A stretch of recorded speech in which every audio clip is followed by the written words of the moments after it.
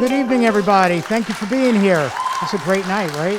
So I want to welcome everybody that's here in attendance, and I want to thank everybody that's online. Hey, everybody that's online, you can take your masks off. You don't have to be, under a mask right now. Only if you're on TV, right? Only if you're watching us in a monitor can you not have to have a mask on right now.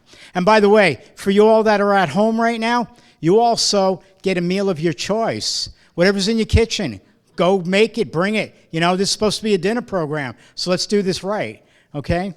All right, so again, good evening, everybody. My name is Stuart Schlossman. Most of you all know me, all right? Yes, I have multiple sclerosis. We've known this for many years, right? All right, and if you didn't know, well, now you know, so just smile and be thankful that I'm here doing this with you. All right, so the name of our organization is MS Fusion News, and MS Fusion News provides educational programs to the multiple sclerosis community. We have been doing this now for a little bit over 10 years. We are now into our thousands of doing a program. We passed 999 a few weeks ago, and so I could say thousands of something doing a program. All right, so great. So tonight's program, first off, our sponsors for tonight, you can see on the screen, and we have our exhibit sponsors. We have Bristol Myers Squibb, we have Alexion, Optum RX that is, Sanofi Genzyme, Novartis, Genentech, TG Therapeutics, and Biogen. So just so you know, Dr. Boster, though, and I have known each other for almost 10 years. Dr. Boster got into providing his MS center right at the beginning of COVID. I mean, oh my gosh, talk about crappy time to get started in a new business. His doors were opening when the world was shutting down. How do you start a business with the world shutting down? So he said, well, let's do telehealth. And I thought that was great. So he and I did a private call where I divulged to the world what was wrong with me with my multiple sclerosis, and he and I did a telehealth call. And this was great because since that day, thousands have watched that program between his channel and our channel on YouTube, and people have learned what they got to do with telehealth. And so, without any further delay, let me welcome my friend, Dr. Aaron Boster.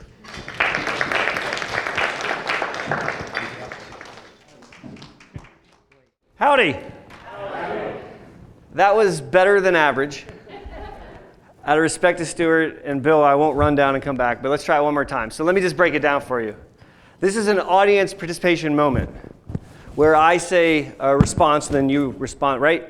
So I'm going to say howdy and then you're going to respond with howdy. You ready? All right, this may happen periodically throughout the course of the next hour of your life. Howdy! Howdy. Hoorah! I love that. Thank you. Everyone, I am so excited to be here. I finished my clinic a little early. I jumped in my wife's car because mine is not very clean, and I drove down here so that I could be with you this evening. I am absolutely tickled.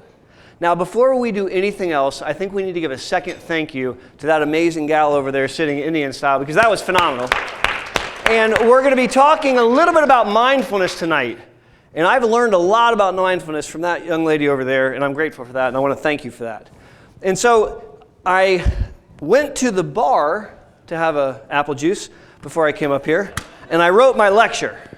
So I got it. All right, so I might need to look at it. We'll kind of see how that goes. The first thing that I wanted to talk about tonight was about what is, in fact, multiple sclerosis. What is MS? Show of hands how many times you may have brought up the term MS in a group of people and they thought it was myasthenia gravis or they thought it was muscular dystrophy or some other condition. It happens a lot to people impacted by MS and their families. And I'm very, very excited about level setting understanding about what exactly is multiple sclerosis. So let's start there. Is that all right? Are you sure? Okay, all right. So MS, to understand MS, we first have to understand the immune response, the immune system. So the immune system are a bunch of little white blood cells that are made inside the bone marrow, right?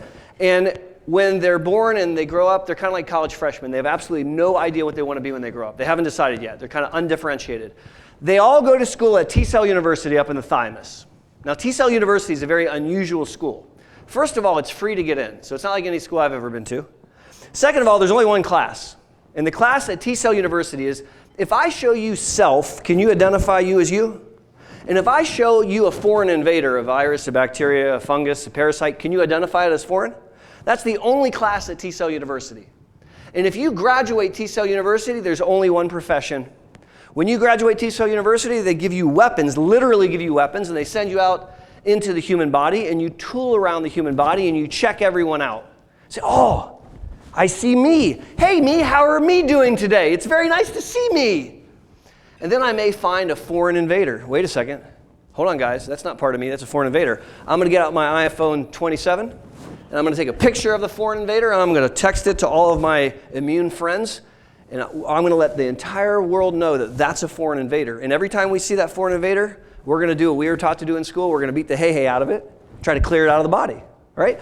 And then we keep a picture of the foreign invader. Every single one of my friends I texted, we keep that picture, and if we see the foreign invader later, we whoop on it.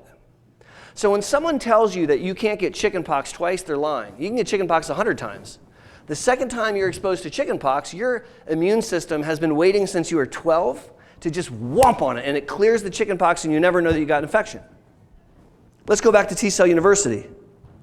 What happens at T-Cell University if you fail the class? Gander a guess? It's a strange school. They take you out back and shoot you in the back of the head. Yeah, it's a really rough school.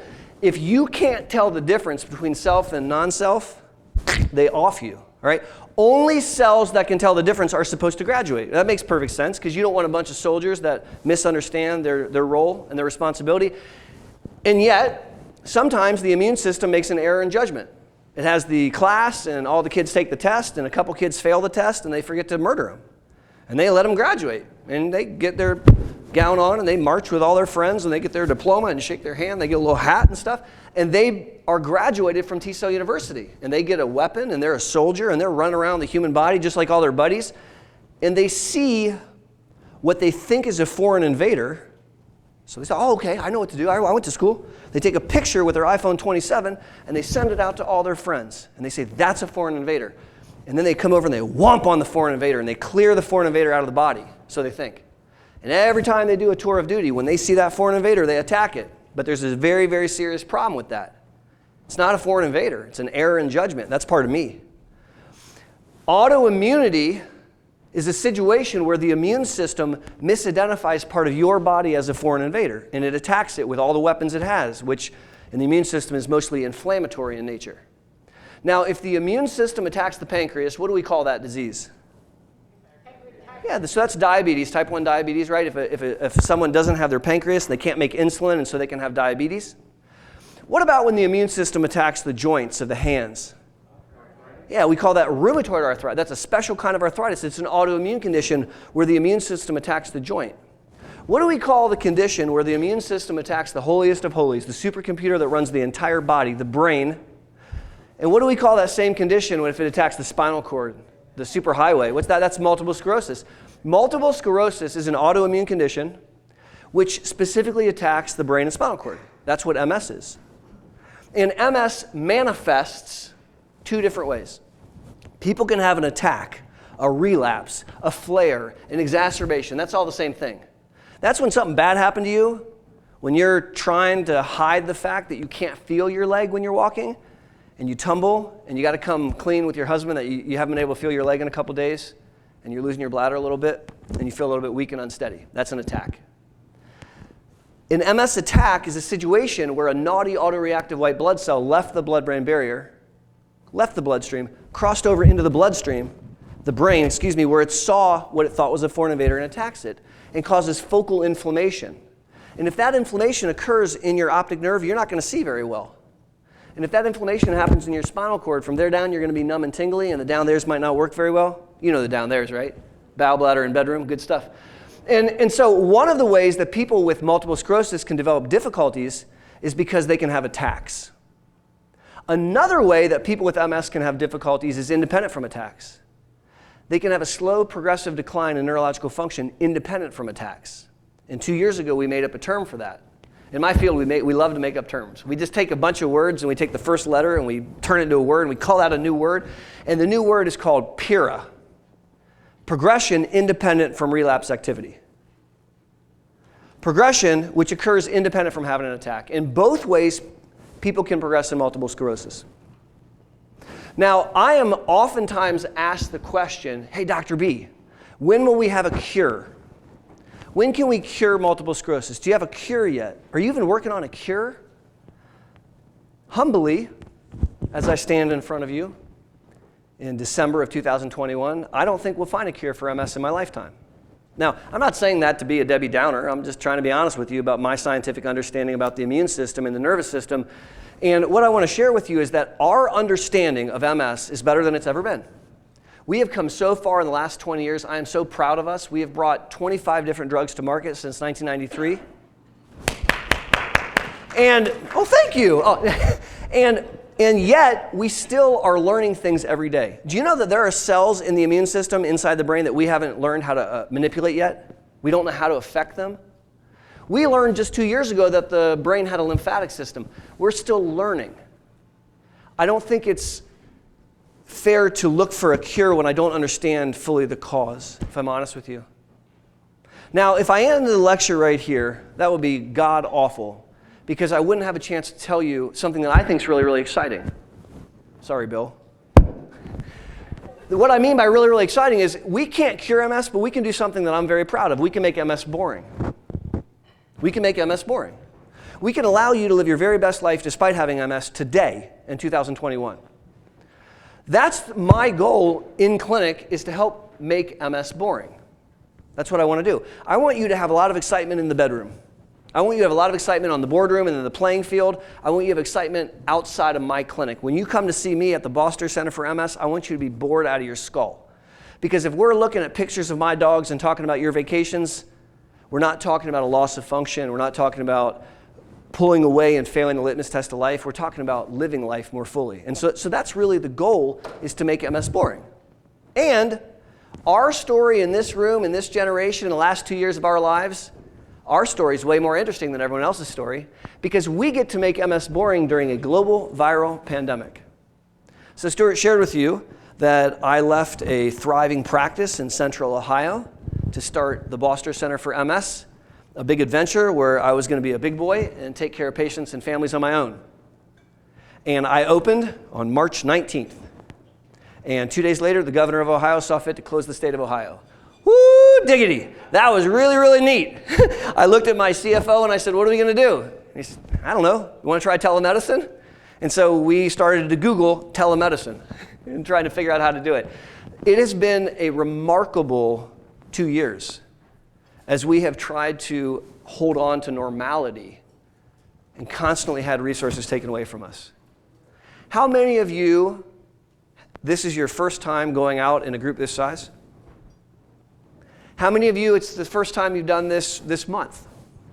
Well, I'll tell you something. It is for me. It is for me. And it's changed a lot of things. And yet, you still have MS. And yet, we still want you to thrive and live your best life. And when the global viral pandemic's over, you'll still have multiple sclerosis. And I am not inclined to find you disabled at that point in time. Absolutely not. We have work to do. I am the Lorax that speaks for the trees because the trees have no tongues. I'm an MS doctor first, and that's what I want to try to do in my clinic and with you tonight, is talk about how do we make MS boring during a global viral pandemic. And I can explain it to you by counting to the number 8. Because I want you to be 5 for 5 in your fight against MS and 3 for 3 in your fight against COVID. Can you help me remember that? We're going to be 5 for 5 in your fight against MS, so as long as you have all the fingers on your left hand, you will not forget, and 3 for 3 against COVID, and that's what I would like to talk about tonight. And so if you don't want to learn about that, you need to go to the bathroom or something. No, I'm just teasing. So let's talk about how do we do 5 for 5 in trying to live our best life and fight multiple sclerosis. Number 1 is to not smoke stuff. Show of hands, who here knows that smoking doubles the risk to develop MS? Someone who smokes cigarettes doubles their risk to develop multiple sclerosis.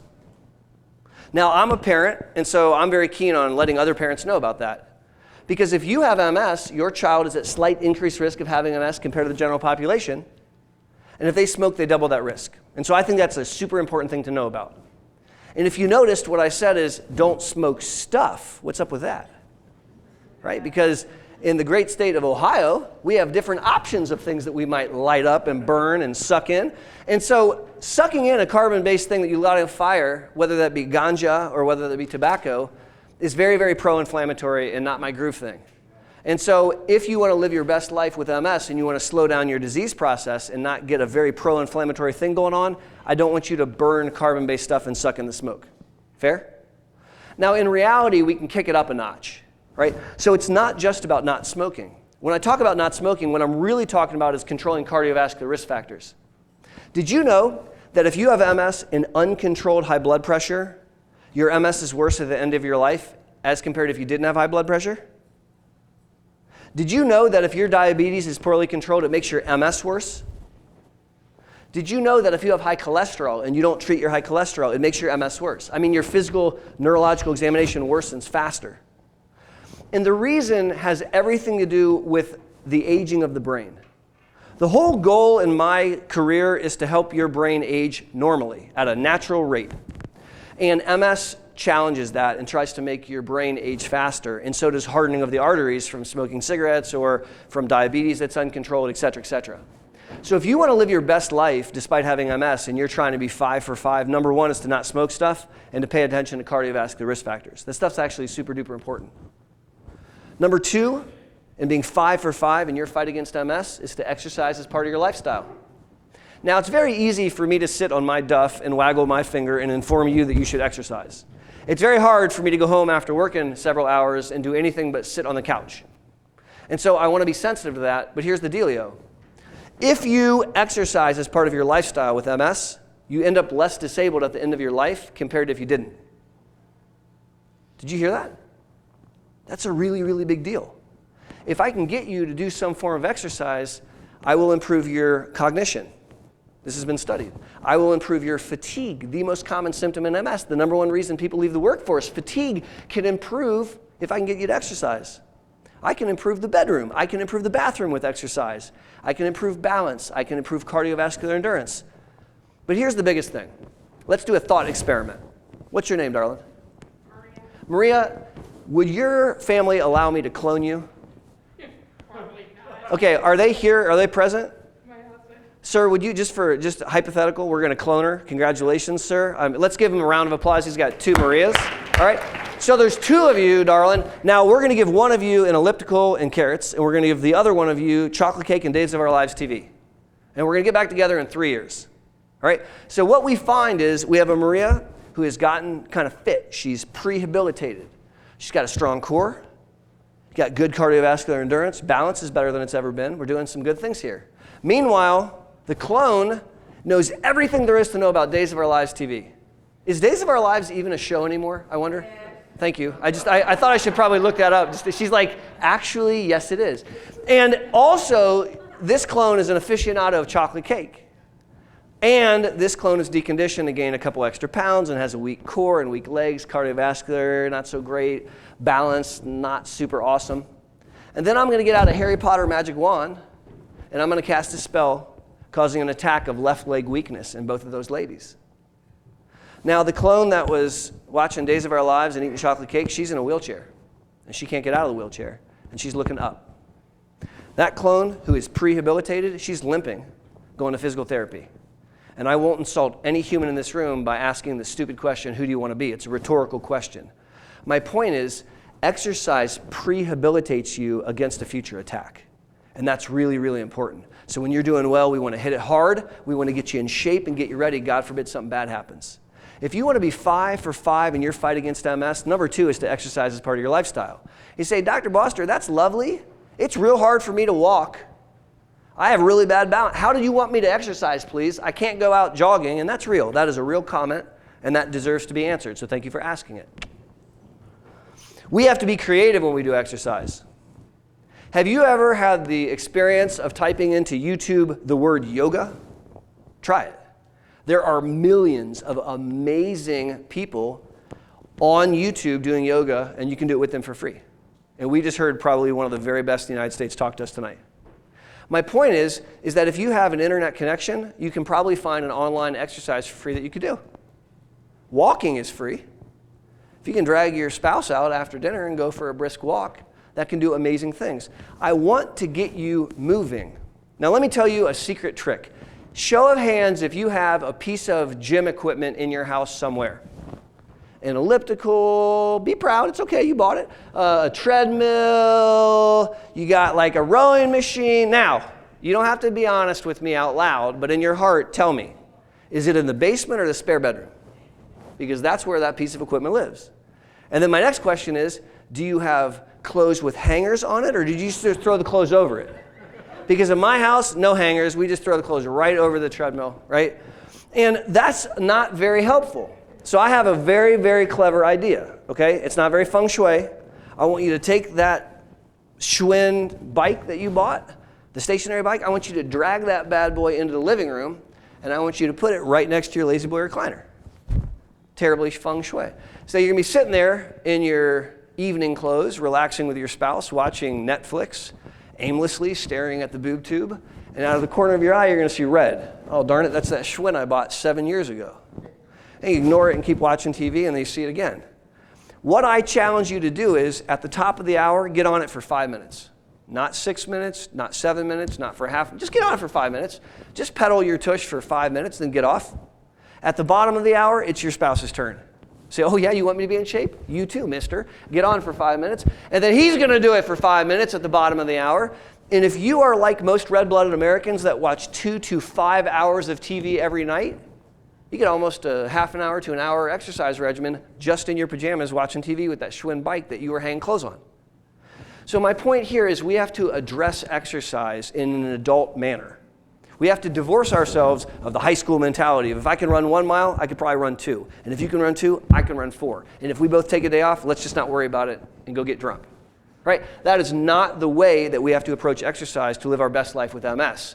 And if you want to be 5 for 5, number 2 is to exercise as part of your lifestyle. What's number 3? Well, we stop smoking stuff. We're paying attention to cardiovascular risk factors.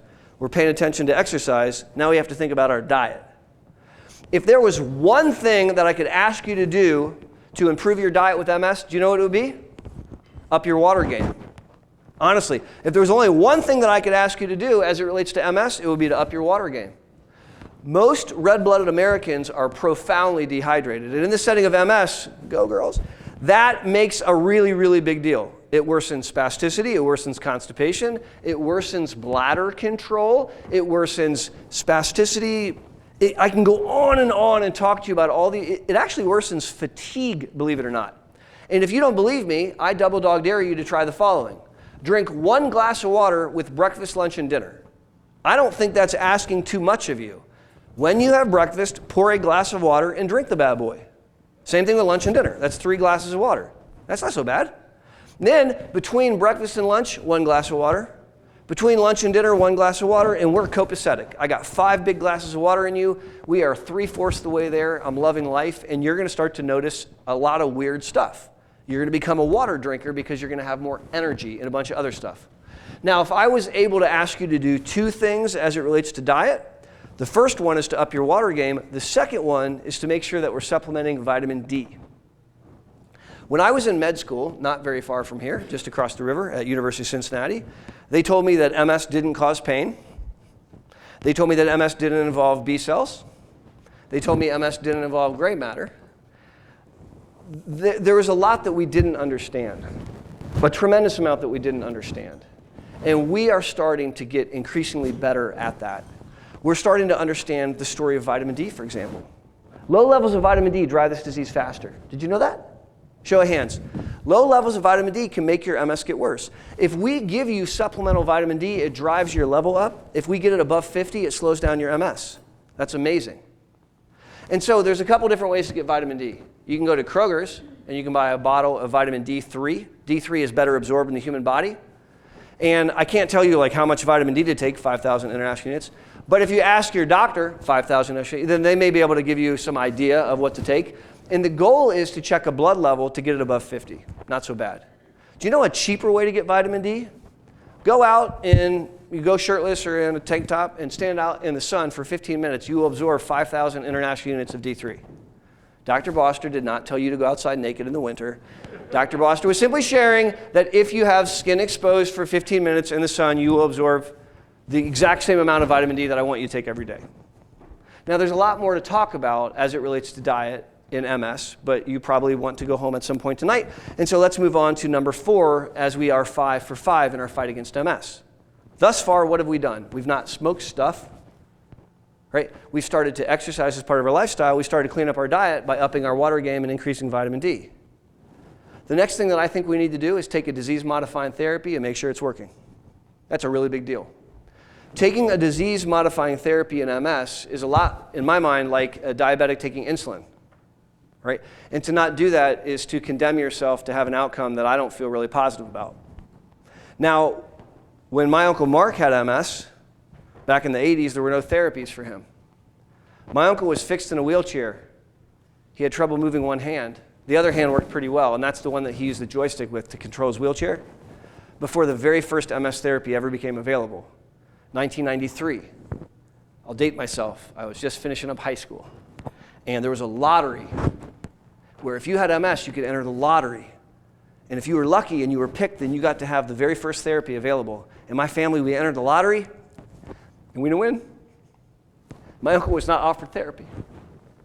I buried him at 60 years old.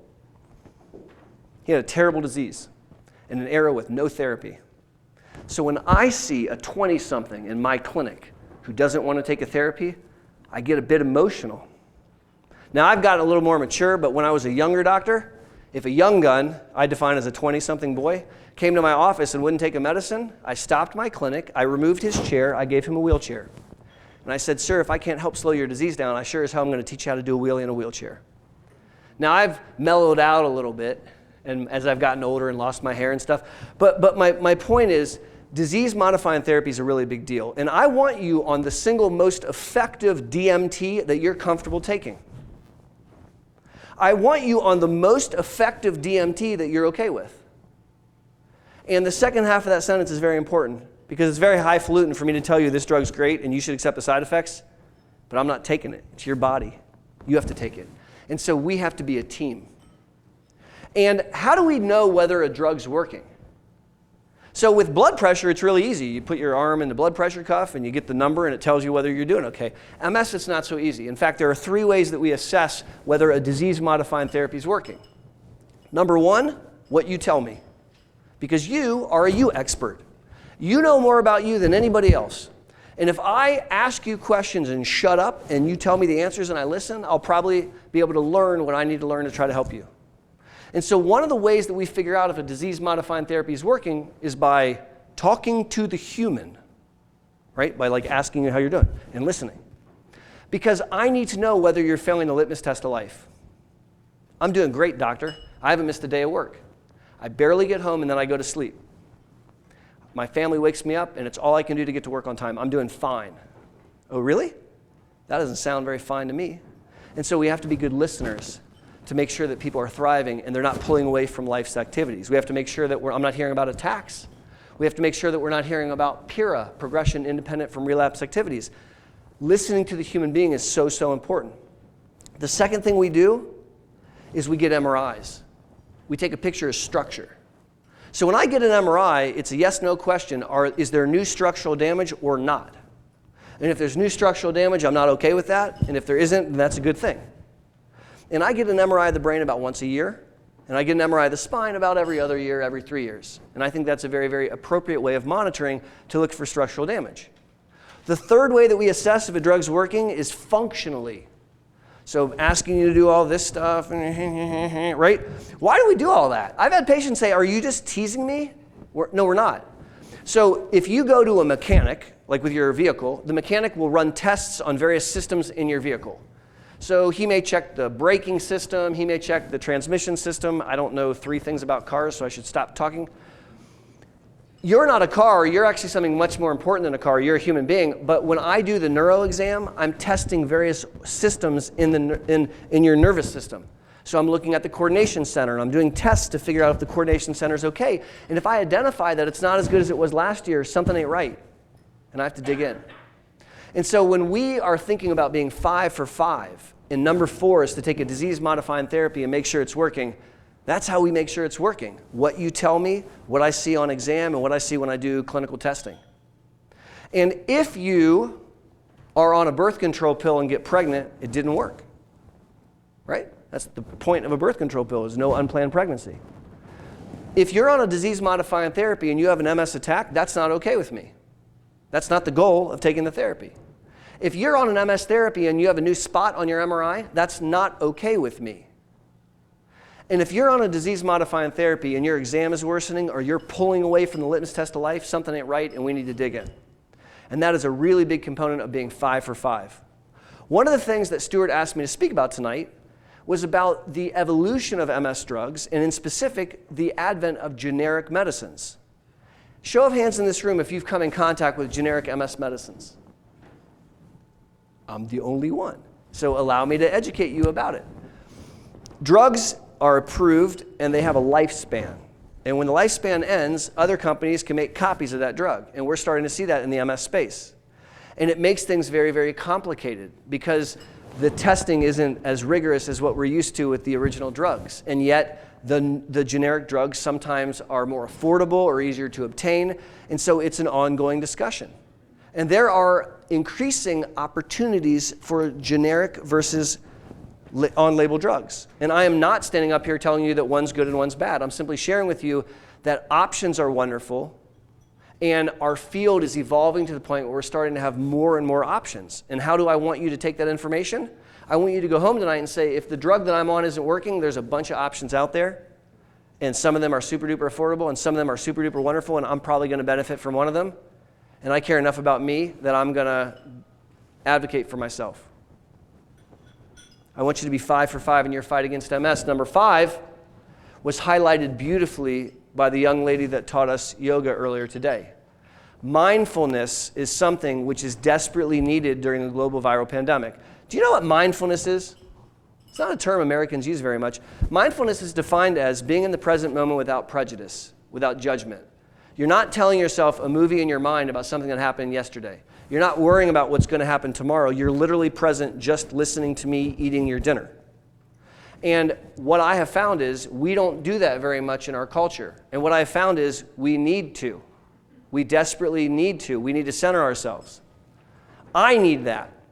So I started to do a mindfulness practice every single morning. I'm very proud of me. I am doing shower meditation. What does that mean? I have a lifestyle of showering because I don't like to be stinky when I go to clinic. So when I get up in the morning, very first thing I do is I go down and I get in the shower and I sit Indian style. Oh, God bless me. Woo!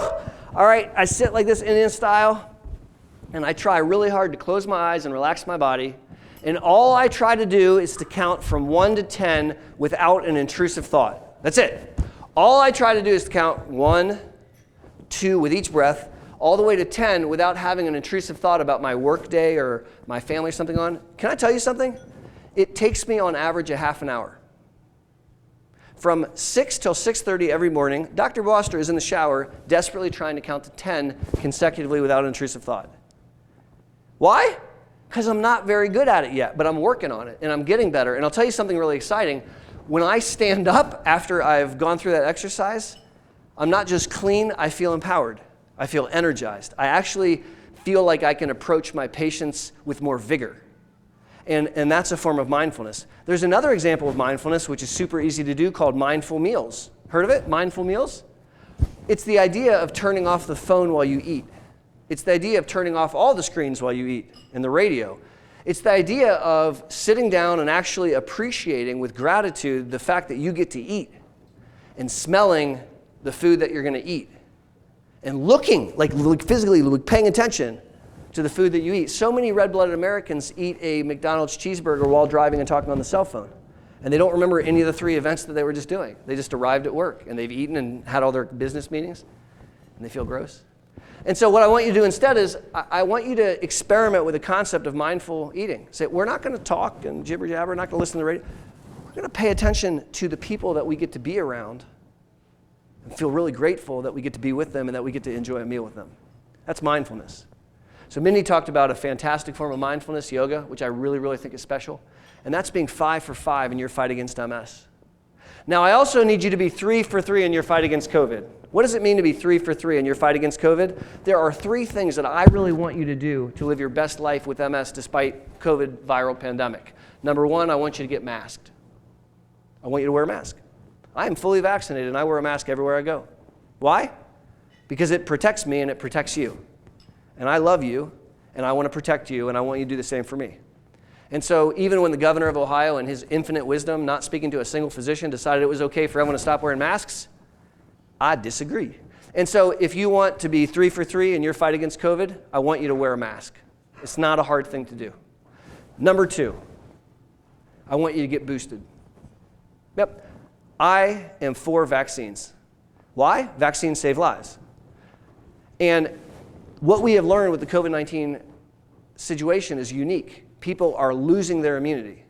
So you get a vaccine and then you get a second vaccine, and over the next 6 to 9 months, your immunity drops. And so you may be protected against COVID, and 6 months later, you may not. We're learning as we move. And it's upsetting Americans because Americans are not used to watching science unfold. It's very uncomfortable to watch science unfold. It seems like we don't know what we're talking about. We keep correcting ourselves and arguing and fighting, and it's nonsensical. And yet, this is the process. Many of us in this room remember the AIDS epidemic of the 80s. It was a travesty. And we say, oh my goodness gracious, I'm so glad that things are better. I'm so glad that we have all these drugs. That's not what people said during the AIDS epidemic of the 80s. And that is what we're dealing with right now. And vaccines save lives. I stand before you, and this year I humbly share with you that I had to write 4 letters. I wrote 4 letters to families of patients of mine who died from COVID-19. I don't want to do that anymore. I don't want to do that again. And so I want you, please, to get boosted and to wear a mask. And number 3, stay out of the fray. What does it mean to stay out of the fray? Should you not be in this room? No, you should. You're with your little village. You're separated 6 feet and you're wearing a mask. Today is not the day to get in big groups of people. It's not. We're not done yet. And that's my opinion. And it doesn't make me right. It just makes me really opinionated. But you're kind enough to stand and sit here while I talk, and I thank you for that. And when I talk about being 3 for 3 in your fight against COVID, that's what I'm talking about. I'm asking you to wear a mask and stay out of the fray, and I'm asking you to get boosted. And so if you can be 5 for 5 in your fight against MS, and you can be 3 for 3 in your fight against COVID, we stand a chance of getting through this global viral pandemic intact. And I think that's really important. I was also asked to talk about the future of MS, and every single one of you is giving me the I'm done eating for a little while, Aaron sign, and so I need to be a little bit judicious with my time. May I have 5 minutes? Thank you. And so when we talk about the future of MS, it's already changing. It's already changing. I was taught that you can't see an MS patient outside a clinic. Not possible. Can't go to their house. Not acceptable in the modern era. Guess what? That's BS. Guess what? Turns out that we can provide really good neuroimmunologic care across the camera. Does it replace live visits? No, it does not. Is it safer in many situations? Yes, it is. And when the world is done with this global viral pandemic, I hope the silver lining is we can maintain telehealth. There are pockets of Kentucky where you can't find an MS specialist for hours, like literally. There are pockets of Kentucky where you can't find a neurologist for hours. So what's wrong with jumping on telemedicine with an MS expert and getting tertiary level care while you sit in your living room? Kind of awesome. My point here is I think the future of MS care is to throw out the old guard idea that you may see the doctor when he chooses to see you for the amount of time he chooses to see you, and you can say thank you. And instead, we need to flip it upside down and start to pay attention to what's important, which is your time and your experience, and we need to accommodate what you need. And I'm going to give you a quick example of that. Since the advent of telemedicine, I've had a practice change. When I start you on a medicine for depression or for spasticity or for bladder, I see you for 15 minutes a month later on telemedicine. It's awesome. How's the drug working? We need to tweak it, no problem. You need something else? Okay, great. I feel like I'm providing a closure to the process where what did I used to do back in the ancient days of yesteryear? Honey, I'll see you in 6 months, and go ahead and call my nurse if you need something. Thank you. It was really nice to see you. I feel better about what I'm doing now, to be honest with you. I really genuinely do. And it's my hope that as we move into the future of MS care, that we have an opportunity to maintain some of the small bits of good that we've discovered during the last 2 years. Now, the second thing I think is going to change in the future of MS is we're going to finally, when I say we, I mean MS neurologists, we're going to finally wake up and stop being crazy and mistreating MS. Because in my biased opinion, we're not treating MS correctly. So some of you know that I have a YouTube channel. I don't have any friends. I just make YouTube videos every Monday. And I've been doing this for a really long time. And I made a YouTube video this Monday, and the title was, "We Don't Treat MS Correctly." And I believe that we don't treat MS correctly. I think that there are two major things that we need to do with the paradigm of treatment that will revolutionize MS. And the first one is we need to use the most heavy-hitting anti-inflammatory drug that you're comfortable taking as early as you're comfortable taking it. We have to do away with the escalation model because it's failed us. It doesn't work, and it allows people with MS to accrue brain damage and neurological disability before we put them on a heavy-hitting appropriate therapeutic. So I really think that the first half of the disease, we need to kind of change how we approach it. We also need to do something with the second half of the disease. Because remember I talked to you earlier about PIRA, progression independent from relapse activity? Our heavy-hitting potent anti-inflammatories are not very good at that. There was a paper that was published 2 weeks ago where a bunch of German patients were on one of the MS drugs, a really potent MS drug. It's an infusion once a month. It's a really good drug. And 25% of them weren't having attacks, no new spots on MRI, but they progressed in their exam. That's PIRA. And we need to work on that. And I'm very excited to share with you there's a tremendous groundswell of exciting therapeutics that are being developed. At the Boster Center for MS, we're doing 5 clinical trials right now. I'm very, very proud of this fact as we bring new drugs to market. And the coolest thing is those drugs are not looking at quelling inflammation. They're looking at the second half of the disease. So the future is bright. And it's my goal as an MS doctor to keep your brain in shape so that when those drugs are available, you can receive them. Now, that was the talk that I prepared according to this little piece of paper that I scribbled on at the bar before I walked over here. And I want to take a moment and thank you for allowing me to talk to you about MS tonight. And I want to open up for any questions that you guys might have. Thank you very, very much.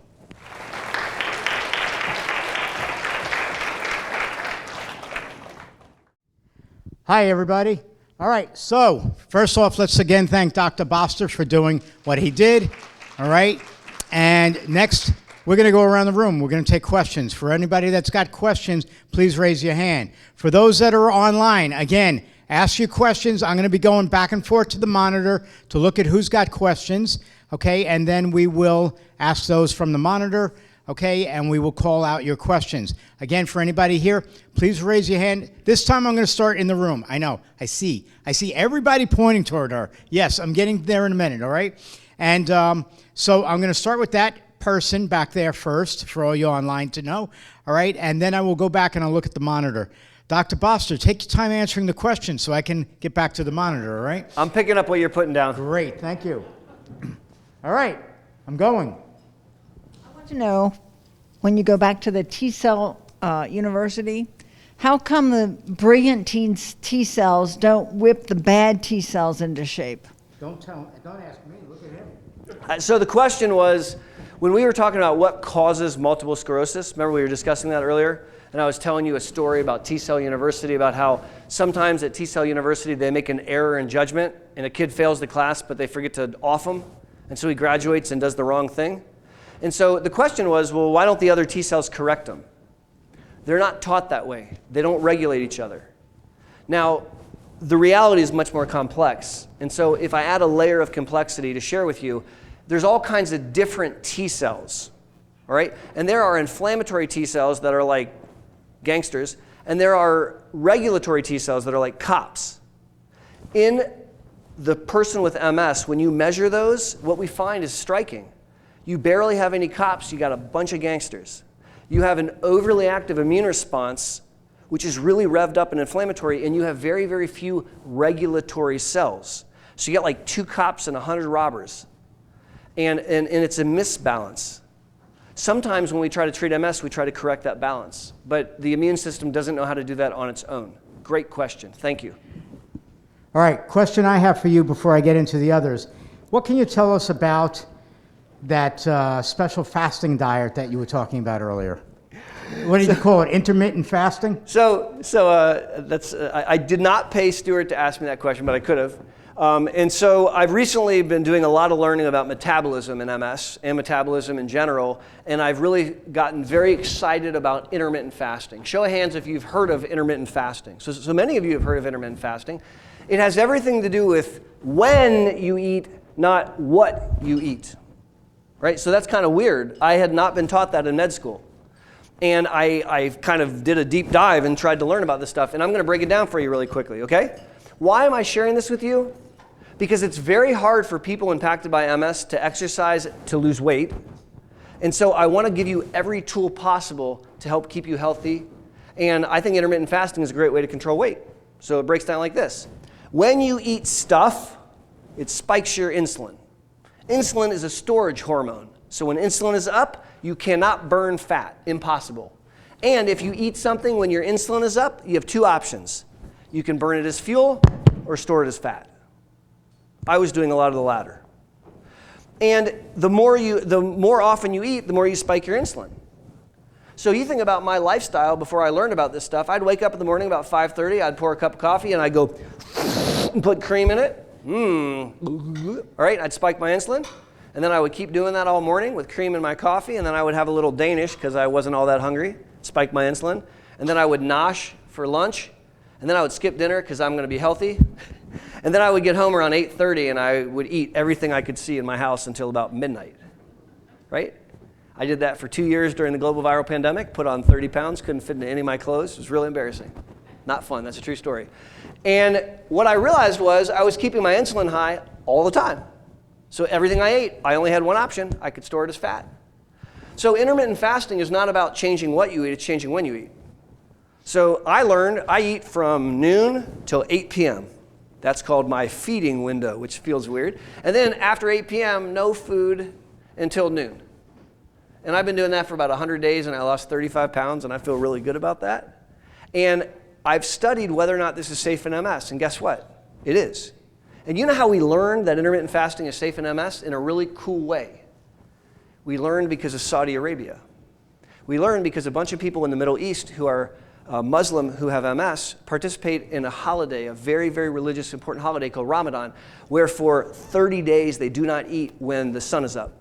So if they can tell the difference between a white and a black thread, they can't eat yet. And so for about 12 to 14 hours, they're not eating.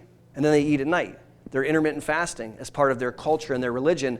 And what they've studied in many papers is it doesn't make MS worse. It doesn't trigger an attack. It doesn't progress. And that MS patients can maintain metabolism that way. And I think that's really cool.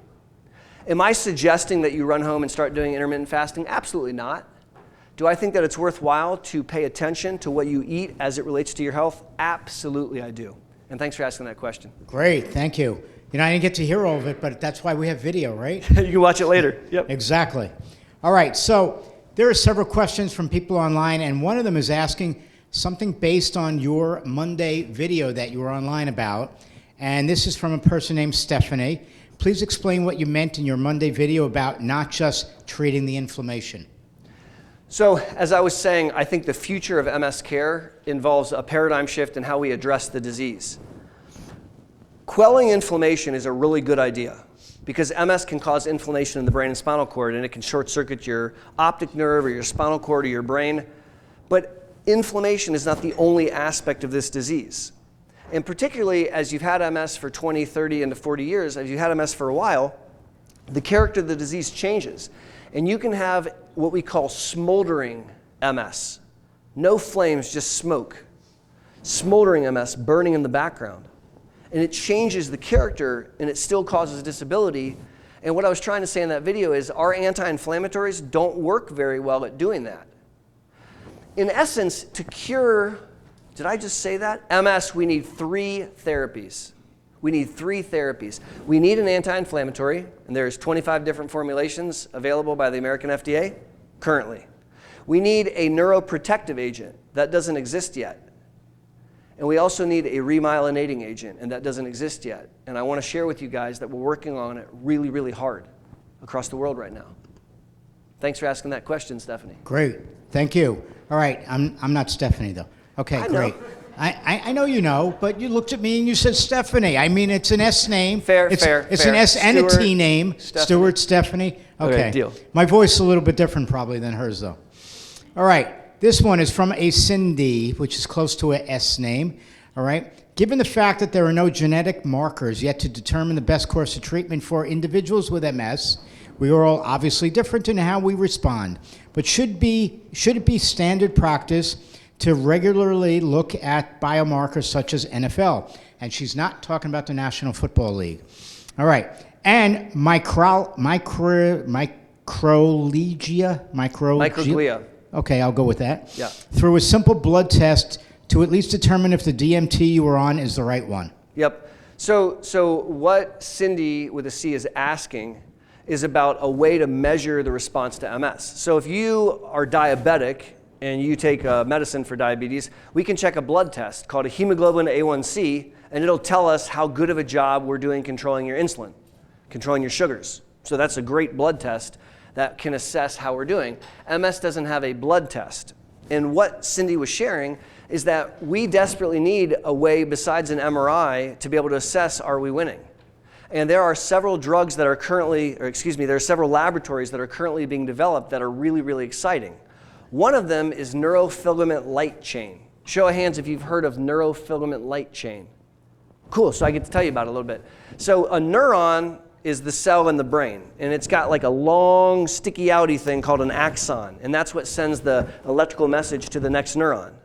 And that long axon is coated in myelin. It's like if I took one of those wires, but then Bill would be very sad, and I showed it to you and it has plastic coating on it. Does that make sense?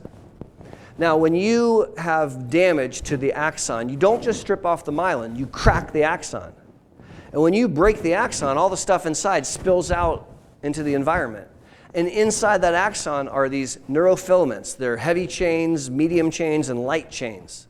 So that's like the scaffolding inside that axon. And so it dumps the scaffolding out into the bloodstream. And we can draw blood and measure it. And it turns out that if neurofilament light chain is up, your disease is active. And it turns out that if neurofilament light chain goes down, it turns out that means that your disease is less active. And if you're having an attack, it goes up. And if I put you on a medicine, it goes down. And if you stop responding to the medicine, it goes up. And if I put you on a better medicine, it goes down. And so you can imagine, as Cindy is, a situation where we start to use neurofilament light chain to monitor people impacted by MS. And God, I would love to do that. Here's the problem, Cindy. The machine costs $2 million, and I can't afford it. And it's not commercially available yet. It's not prime time yet.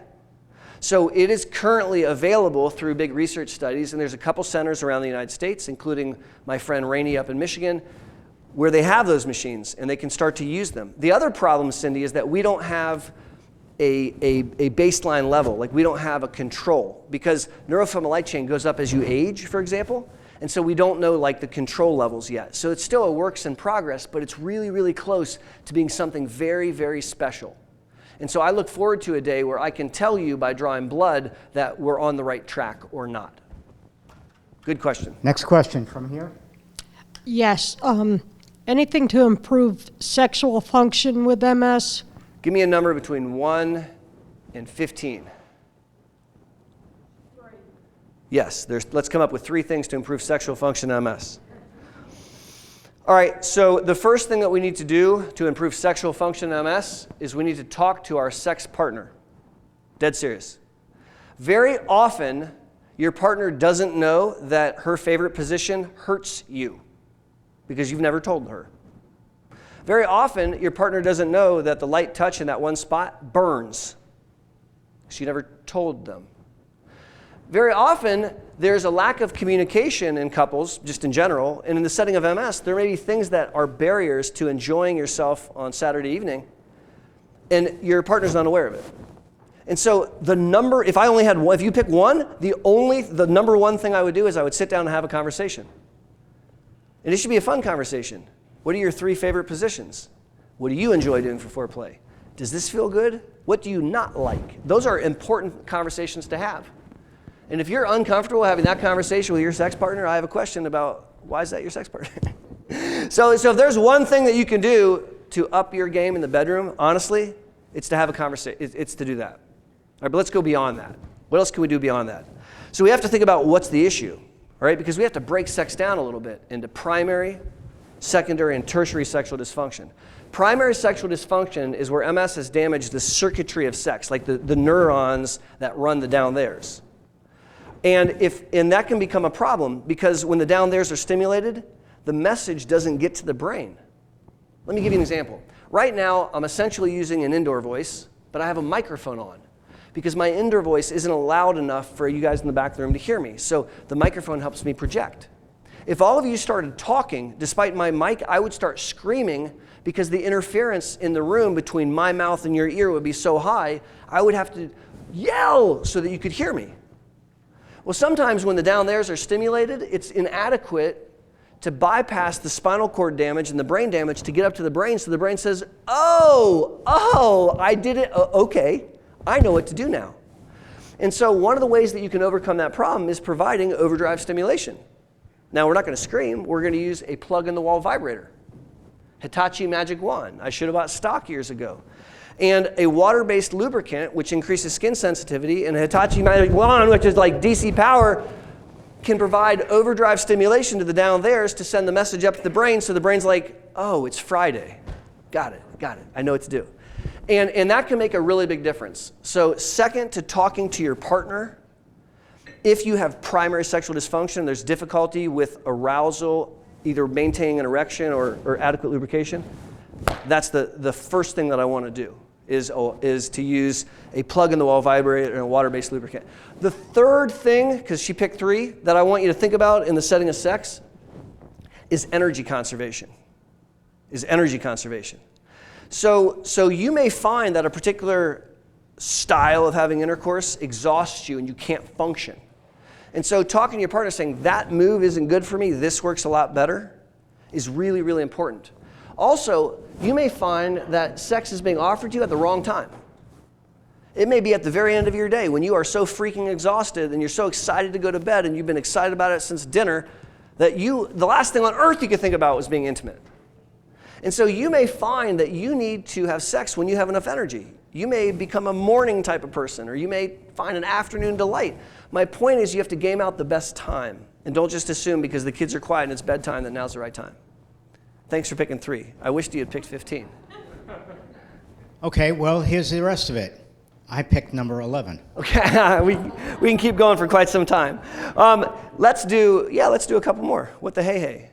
All right, so do you know that there are medicines for female libido? There are 2 FDA-approved medicines that help women's libido, which is really cool. There's a medicine called Addy, A-D-D-Y-I, and Addy was developed as an antidepressant, and it failed. It didn't work. Except there was a weird side effect. Women in the trial became sexually aroused, for real. And so they said, aha! And they did a second trial where they studied that, and it worked, and it got FDA approved. And so we prescribe a lot of women with MS who have sexual dysfunction and difficulty with libido this medicine, Addy. And it's pretty exciting, which is kind of cool. Quick question, is it blue? No, it's pink. And another drug, it's called PT141, which is only available through urologists, at least where I'm from, is another medicine which can be profoundly valuable in helping sexual function, specifically libido. How do we address secondary sexual dysfunction? Secondary sexual dysfunction is when the symptoms of MS interfere with being sexy. For example, if you lose your bladder during intercourse, that may stop the magic. For example, if your leg goes into a flexor spasm during intercourse, you're probably going to stop having sex. For example, if touching your inner thigh feels like you're on fire, you may ask them not to do that. Get my point? Those are secondary symptoms which can impact sex quite a bit. And so what we have to do is we have to crush those symptoms. And I'll give you my favorite example. I have a patient, a very dear family of mine. I love them very much. They live in northern Ohio. And he has really bad spasticity. He has MS, and he's got really bad spasticity. And he has a baclofen pump because his spasticity is so bad, so he has a baclofen pump. And when he has an MRI, we have to bolus his pump. We have to hit a button and give him a big bolus of intrathecal baclofen because otherwise in the scanner he'll spasm. And he had a really serious problem. They couldn't have sex. Because if they started to have sex, he'd go into extensor spasms. It was so painful, he would just sit there and cry. It was terrible. And so then they got some Valium. They take some Valium. So then he fell asleep during intercourse, which his wife did not appreciate. She told me. And so we figured out that we could give him this little device that looks like a pager called a PTM. And when he hits the button, it triggers his pump to deliver a bolus. And he can hit it whenever he chooses to. And so I gave him a sex button. So before intercourse, he can hit the button and it will bolus him and make his legs loose so he doesn't spasm and he can have intercourse. And so I'm very proud of that. And because that's taking care of a secondary sexual dysfunction so that he can have meaningful intercourse. Tertiary sexual dysfunction is worth talking about. Tertiary sexual dysfunction is not a problem with the circuitry of sex. It's not a problem with symptoms causing sexual problems. It's not feeling like a sexual being. It's like feeling ill. Sometimes people just don't feel sexy. And very often, when I explore that, it will be linked to other things in the up there's, energy and mood. And so if we have that, I want to dig into those other areas and see what I can improve. And a lot of times, if I fix or improve upon your mood, a lot of things get better, including the bedroom. And so my point here is we have to have a very global perspective when we're trying to help someone live their best life. And we want to help improve your quality of life. And a really, really great way to improve an adult's quality of life is to have them be more able to have meaningful intercourse.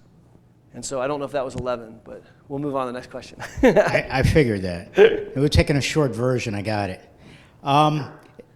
Christine is writing, are there any options for DMT when you are JCV plus or positive with a high number? And then she writes, thank you so much, Aaron, Stuart, and Mindy. Well, you're welcome. So this patient's asking a very enlightened question, and they're saying, hey, if somebody's checked my blood and it turns out that I have been exposed to the JC virus, so I'm JC virus positive, what drugs are available for me? So there's a backstory to this. So of all the drugs that are available, there's one that was developed that's an infusion in the vein. It rhymes with memory-cognition, and it's given once every month. And if you have been exposed to a particular virus called the JC virus and you take that drug, there's a risk of an infection. And that's serious because we don't want to cause infection. And so there are doctors who, in my opinion, mistakenly say, if you're positive, you're not allowed to be on the drug. And if you're negative, then you can be on the drug. And to me, that bothers me. So I went to med school not far from here, University of Cincinnati. They didn't teach me paternalism at UC, where I get to tell you your risk aversion. You're not allowed to have that because it's too risky for you. I'm not allowed to do that. I'm also not allowed to say it's not too risky for you and you have to take that, because that's not my role. I don't get to be paternal with you. What I have to do instead is I need to educate. I need to teach you the numbers and the stats. Then I need to shut up and let you as an adult make your own decision, right? And then I need to support you in that decision because it's your body and it's your brain. And so, if you are JC virus antibody positive, it doesn't mean that you can't have that drug that rhymes with memory-cognition. It just means that if you take it, there's a statistical risk of infection. And that's a discussion. So the answer to the question is, I think that the world is her oyster, and there's a lot of opportunities to treat with a lot of different therapies. And I don't think any of them are necessarily off the table because of that. I think it just makes things a bit more complex. Thank you for that answer. And just to let everybody know a little bit further, very similar to what Dr. Boster was speaking about, concerned me as well. I turned positive right after COVID began, which for 10 years I was using that drug that he was not wanting to say the name of, all right? And all of a sudden I became positive. But fortunately I had doctors, an arsenal of that know me, and all said to me, it's okay. It's not that bad. Let's wait. Let's see if the numbers rise. If the numbers rise, then you can come off. And I'm thinking about all the patients out there, though, that I've heard over the years who've always said that their doctors, as soon as they turned positive, even a little bit positive, took them off the drug. And I said, that's stupid. I mean, I think it's very stupid, all right? Because fortunately for me, I had the arsenal of doctors telling me to stick with it. And what happened, well, in August, just a few months later, I went back to negative again. But what about all those people out there that got pulled off the drug? For no reason at all. To add more information to that discussion, we've learned something cool with that particular therapy, memory-cognition, that if you take it every 6 weeks instead of every 4, the risk of PML plummets. And so even in a JC virus antibody positive patient, if that's what they want to do, if that's their decision, we can keep on keeping on. And that's all about empowering the human to live their best life. Right, and I was put onto that as well, and since being put onto 6-week therapy, my numbers are lower now than they've ever been. Yep. Which is incredible also. So Good I feel question. great about that. All right, anybody have a question in the audience here, or I'm going to continue with the online questions because there's quite a few. Come on, raise your hand. Don't be embarrassed. Nobody knows who you are anyway. All right, I'll be there in a second, all right? Let me ask the question, give them time to talk, and then I'll make my way over. Next person. Patricia writes, there are great apps for that support doing intermittent fasting. I feel like, okay, it's not a question. Oh, she wants to know. She has a question. There are great apps that support doing intermittent fasting. I feel like it should be done with low inflammatory foods. Your thoughts? So my thoughts are I'm still learning about nutrition. The thing I just told you about intermittent fasting, I was not taught in medical school. I had to go back and learn about it recently and teach myself. And so I'm still trying to understand what is pro and anti-inflammatory from a nutrition standpoint. I am. I think that attention to diet is very critically important. And if I was going to ask you to adhere to a particular diet after we talked about upping your water game and taking vitamin D, I would ask you to eat foods with ingredients you can pronounce. So if you're going to consume something and you can't pronounce the ingredients, that's probably not a food, it's probably a chemical, and I would enjoy you not eating that. And if you're not sure if it has chemicals in it, if it's a fried food or a heavily processed food, it does, and don't eat that. If you avoid fast food and heavily fried foods and overly processed foods, you'd be amazed at what happens to your energy levels. You'd be amazed at what happens to your MS symptoms. And if you don't believe me, I double dog dare you to try it for a month. It's remarkable, really, really special. Madam? It's like two-part. Part A. Where do you stand on stem cell therapy, and is it ready for the average person, not the Selma Blair, to get it? Excellent, excellent question. Thank you for asking it. So she's asking about stem cell transplantation. Stem cell transplantation is not a medicine. It's not like a medicine that you take. It's a procedure. And it's a very, very intense procedure which has been used successfully to treat certain types of cancers. And we're starting increasingly to use stem cell transplantation to treat autoimmunity. And what you do in a stem cell transplant is not for the faint of heart. And so what you do with a stem cell transplant is, first of all, you cause the human to make stem cells, and then you harvest the stem cells and you put them on ice. Then you murder the human. You remove their immune system so they have no immune system. So if you left them alone, they would succumb to any infection. But you keep them safe, and before they die, you give them back that nascent immune system, and then you hope that it takes. And the idea here is if you have an overly active immune response because your immune system's misbehaving, if you quell that immune response by changing those cells through a stem cell transplantation, you change the entire rest of your life because now the cells behave differently. It's kind of like if your computer's misbehaving, then you open it up and take out the motherboard and plug in a new motherboard. That's what a stem cell transplant is. Stem cell transplantation is not prime time. It's not prime time. In other words, I don't think it's ready for you to go sign up down the street at your local doc to have a stem cell transplant. I also do not recommend stem cell tourism. Because right now, you can fly to an exotic place like India or Mexico or Chicago, and you can pay someone $20,000 to $200,000 and they will swap out your bone marrow. But there's no regulation. And I've received some of these patients, they come back, they don't know what was done to them, and they don't have any information, and there's no follow-up. And I'm supposed to take care of their immune system, and I don't know what was done to it. And so I think stem cell transplantation is very exciting. I think that it will be part of the MS armamentarium in under 10 years, but it's not prime time yet, in my opinion. Thank you. Next is from a Susan. I'm 65. Neuro wants me to stop my DMT due to my age, and my MRIs are stable. Even though I have PIRA, your thoughts? Not sure I am comfortable stopping my DMT. That appears to be working. I have high cholesterol. Thanks, Dad. And I take Lipitor, and my cholesterol is normal. Should I stop my Lipitor? No? Why shouldn't I stop my Lipitor? My cholesterol's fine.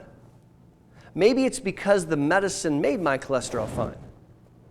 Maybe that person's not having attacks and new spots because the medicine's helping them. Is that possible? If you're on antihypertensive medicines and your blood pressure is normal, maybe that's because of the antihypertensive medicines. Now, I do think that there is an important time to stop MS medicines. I feel actually very passionate about this. I refuse to continue medicines after death. I will not do it. No, I'm being serious. You can't get the medicine in the human body. You can't get it to circulate. You need the body alive to process the medicine. We have no data on using medicine in dead people. So I think that it is nonsensical to continue therapy after death. And I feel very strongly about that. But up until death, I have one simple question. Do you have any nervous functions that you like? Seeing, hearing, having an orgasm, tasting food, wiggling your foot, anything that you enjoy doing? Because if you have nervous functions that you like, and you have a condition that threatens to take that away from you by attacking it, I want to prevent that from happening as long as you still have those nervous functions. I have experienced firsthand patients who were aged out of a clinic and came to me having experienced worsening disability. There's a paper that I cite a lot where they took a bunch of people who were over 55, hadn't had an attack in over 5 years, had stable disease, and took them all off their therapy and saw what happened. And they said it was a raging success because only 1/3 progressed. Well, I'm sorry, but if that 1/3 is my mother, I am not okay with that. Not at all. And so I think it's nonsensical to stop a medicine just because you've achieved a certain birthday. Now, what is not nonsensical is a concept called de-escalation, where early on in the disease and you have a very active immune response, that immune response can kind of quell over time. Your immune system kind of calms down, particularly in your 7th and 8th decades of life. And so it is reasonable, in my opinion, to de-escalate, but I ain't stopping the magic, because to her point, maybe that stuff's helping. The other thing is, it's real big of her neurologist to tell her it's okay for her to stop her treatment. That neurologist is taking no risk. And I don't think that sits very well with me. Thank you. I didn't know if you were done. You know, you pause and then you continue again. All right. I have never heard of this. I'm sure that you have, though. Has Toradol ever been used for treatment? No. That answers that. We have 2 more questions. That's it, online. It's getting up, and one in the audience, and it's getting late, so we're going to just do these 3, and that's it. So I'm asking nobody else to ask any other questions online either. This next one is from Roberta. I have secondary MS, and my doctor has not put me on anything, and I have not taken anything since I was diagnosed in 1997, except for a couple of months in 2006 or 2007. I can still walk with a walker. My right hand is weak, but I still I still print instead of writing and type with one finger. I'm in Mississippi. Now I do feel uncomfortable with you and wish I could talk to you in private. How do I do that? You call 614-304-3444 and you schedule a telemedicine consultation. You go to bosterms.com and you message us, or you talk to your clinician. Say it again? Oh yeah, I want to tell the camera. Yeah, so I'm an MS doctor and I see patients 6 days a week, most weeks. And if you want to talk with me, I would love that. So give us a call at the Boster Center for MS. 614-304-3444. That's our number. And bosterms.com is our website. Fabulous, thank you. And for anybody that is watching, or any of you all that are here, and you didn't write that down and you're not going to remember it, remember this program will be published online into the MS Views and News YouTube channel in just a few days, and you'll be able to watch it or gather your thoughts or go back and forth and see what you might have forgotten that you do want to remember. All right, before I forget, and before I get to the last 2 questions, one here and one online, is that after the program ends, after we're off of live stream, Mindy Eisenberg from Yoga Moves MS has 3 yoga card sets that she wants me to raffle off. Nice. And we're going to have to find a way to do this because we don't have raffle tickets with us. So I don't know what we're going to do. Maybe I'll have people stand on one leg a period of time and we'll see. Right, see, there it goes. All right, perfect. All right, next. From another Cindy. What if your body builds up antibodies against the natalizumab and coincidentally JCV levels at 3.4 for a while? Would you suggest ever trying this DMT again, especially given the antibodies that developed in reaction to the drug? No. Great. That was a good short answer. Now I'm going to get to the other side of the room, and I got to put on my mask and let's go from here. Your question. Okay. With children, is the MS passed down to children, and what can we do to maybe minimize that risk? Very, very good question from one father to another. So when people are diagnosed with MS, the two most common questions I'm asked in clinic that day is, will it kill me? And will I give it to my kids? So no, it will not kill you. And you're very unlikely to pass it on to your kids. Allow me to explain. There are some conditions like sickle cell anemia or cystic fibrosis where if you have it, like 1 in 2 or 1 in 4 of your kids are gonna have it. And in America, we think of that as a genetic condition. MS is not a classic genetic condition. So if you are in northern Kentucky, the risk of MS in the general population is 1 in 350 people. That's the risk. So it's not a rare condition. But if you have MS, your first degree relatives, so your mother, father, brother, sister, kids, their risk is 1 in 40. It's not 1 in 2, it's 1 in 40, so it's higher than the general population, but it's still quite low. Now, that doesn't mean that your kids are going to get MS, but there are certain things that can worsen or increase their risk. And so every parent I know would like to decrease that risk, and so let's go through them. Number 1, not smoking and not having exposure to secondhand smoke is the very best way to decrease a child's risk to develop MS. There was a very bothersome study that suggested that mothers exposed to smoke, their children had an increased risk of MS. Very, very bothersome study. And so that's actually a really big thing. Now, I don't know any parents that say, smoke up, Johnny! But your children may have an additional reason not to smoke because of that very serious risk. There's other research that suggests that children pre-puberty that have a low level of vitamin D augment their risk. And folks that live in this part of the world where we don't see the sun for 7 months, your vitamin D can be really low sometimes because you're not getting it through the sun. And so we can supplement children's vitamin D. I am not telling you to go home and give your kids vitamin D. I am suggesting that you work with your pediatrician to figure out your kids' levels so that you don't overdose them.